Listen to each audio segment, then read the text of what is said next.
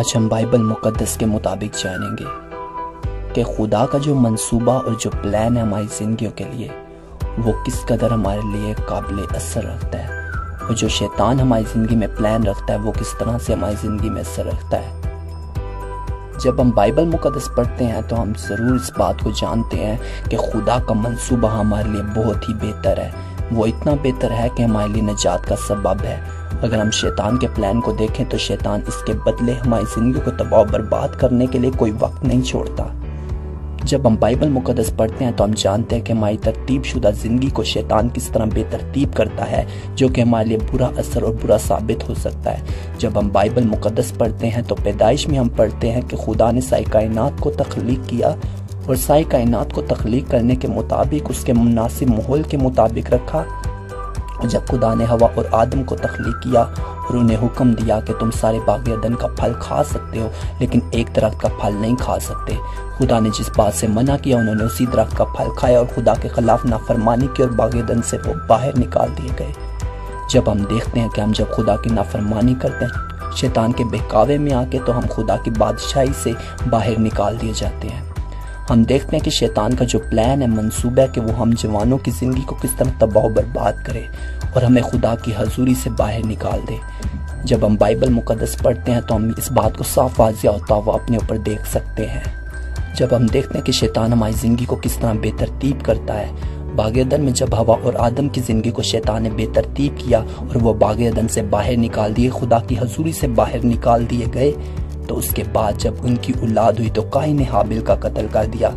صرف یہ نافرمانی کے سبب سے ہوا تھا۔ جب ہم خدا کی نافرمانی کرتے ہیں اور خدا کی حضوری سے باہر نکال دیے جاتے ہیں، شیطان ہماری ترتیب شدہ زندگی کو کس طرح سے بے ترتیب کرتا ہے اور وہ اپنے پسندیدہ کھیل کو کس طرح سے ہماری زندگی میں کھیلنا پسند کرتا ہے۔ میں آج آپ کو ایک راز کی بات بتاتا ہوں۔ نہ تو شیطان کو بچوں کی ضرورت ہے نہ ہی بوڑھوں کی، کیونکہ وہ ڈکیٹی نہیں کر سکتے، وہ چوری نہیں کر سکتے، وہ کسی کے ساتھ ریپ نہیں کر سکتے، وہ کسی کی زندگی کو خراب نہیں کر سکتے، وہ کسی کے ساتھ لڑائی جھگڑا نہیں کر سکتے۔ ہمیں بائبل مقدس سکھاتی ہے کہ ہم شیطان کے منصوبے اور پلان کو جانیں۔ اگر آج کل کی ہم ترتیب دیکھیں تو آج کل کی ترتیب میں بچہ جب پیدا ہوتا ہے وہ اسکول جاتا ہے، وہ گریجویشن کرتا ہے، وہ اچھی جاب حاصل کرتا ہے، اچھی جاب حاصل کرنے کے بعد ہی اس کی شادی ہوتی ہے اور وہ اچھی زندگی گزارتا ہے، اور اچھی زندگی گزارنے کے بعد اس کے بچے ہوتے ہیں، وہ ایک روشن مستقبل دیکھ سکتے ہیں۔ اور اگر ہم شیطان کے پلان اور منصوبے پر غور کریں، وہ لوگ جو شیطان کے منصوبے اور پلان کو نہیں جانتے ہیں، کئی فیصد لوگ اس منصوبے اور پلان میں پھنس جاتے ہیں۔ اگر ہم بائبل مقدس پڑھتے ہیں تو ہمیں ضرور ان سارے پلانز کے بارے میں جاننا ضرور ہے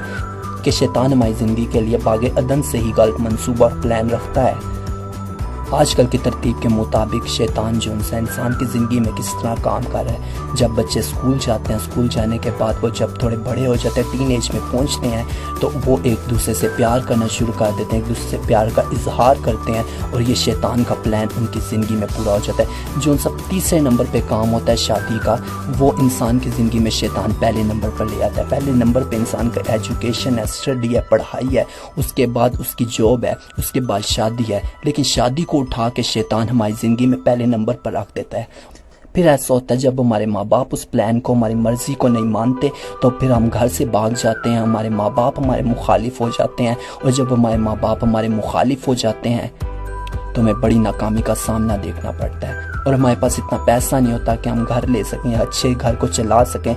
پھر ایسا ہوتا ہے عورت اور مرد جو مل کر جاب تلاش کرتے ہیں کہ اپنے گھر کا خرچہ آسانی سے اٹھا سکیں، اور وہ خرچہ بھی آسانی سے نہیں اٹھا سکتے۔ اور پھر ایسا ہوتا ہے جب ان کی اولاد پیدا ہوتی ہے اور وہ بھی اسی غریب ماحول میں پیدا ہوتی ہے، اور اس غریب ماحول کے ساتھ ساتھ ہی وہ اپنی زندگی میں اس طرح کامیاب نہیں حاصل کر پاتے کیونکہ ان کی زندگی میں ایجوکیشن نہیں ہوتی، اور پھر آگے جب ان کی اولاد ہوتی ہے تو اسی طرح ہماری نسلوں کو شیطان تباہ و برباد کرتا ہے، اور یہی اس کا منصوبہ اور پلان ہے کہ آپ کی زندگی کو کس طرح سے تباہ و برباد کرے۔